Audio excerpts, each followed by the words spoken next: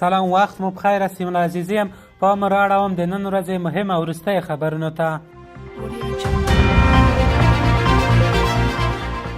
د عامه روغتیا وزیر مولوي نور جلال جلالي هند ته د سفر په ترڅ کې د یاد هیواد د درملو او کارخونو او اتحادیو له مسؤلینو سره وکتل. عامه روغتیا وزارت وایي چې په دې کتنه کې افغانستان ته په مناسبه بیه د معیاري درملو د وارداتو، د درملو په برخه کې پانګونه او یو شمېر نورو موضوعاتو په اړه خبرې شوې دي. په دې کتنه کې مولوي نور جلال جلالي هندي پانګوال په افغانستان کې د درملو په سکتور کې پانګونې ته هڅولې او زیاته کړې ده چې اسلامي امارت لومړیتوب په مناسبه به معیاري درملو ته د خلکو لاسرسی دی. ورته مهال هندي پانګوال د افغانستان د درملو په سکتور کې پانګونې او هر راز همکارۍ ته چمتووالی ښودلی دی.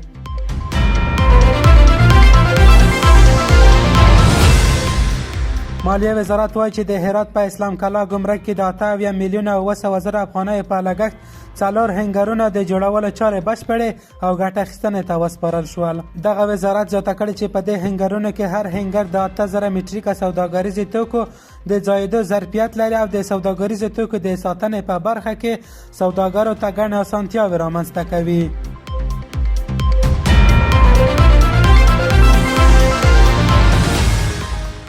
د کندهار ولایت مقام د رسنیو دفتر وایي چې د کندهار په نیش او میوند ولسوالۍ کې 10 شنې خونې جوړې او بزګرانو ته وسپارل شوې.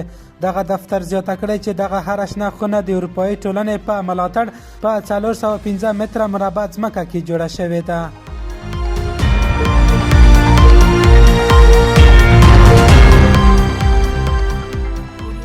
په میدان وردګ ولایت کې د خصوصي سکتور له لوري رغول شوې سړه خونه او د میوو د پروسس شرکت ګټه اخیستنې ته وسپارل شو.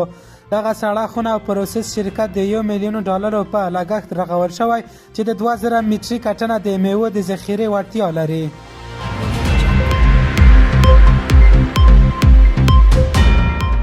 او وروستی خبر مو هم د ملګرو ملتونو د ماشومانو ادارې یا یونیسف خبرداری ورکړی چې غزه کې یخې هوا وضعیت سخت کړی او د ماشومانو د مړینې ګواښ زیات کړی دی. یا د ادارې له لورې په خپاره شوي راپور کې راغلي د خیمې اوسیدونکو ګرمې لباسونه، مناسب سرپناه، خوراکي او روغتیایي اسانتیاو له سخت کمښت سره مخ دي او داسې یو سخت حالت د ماشومانو ژوند ګواښي.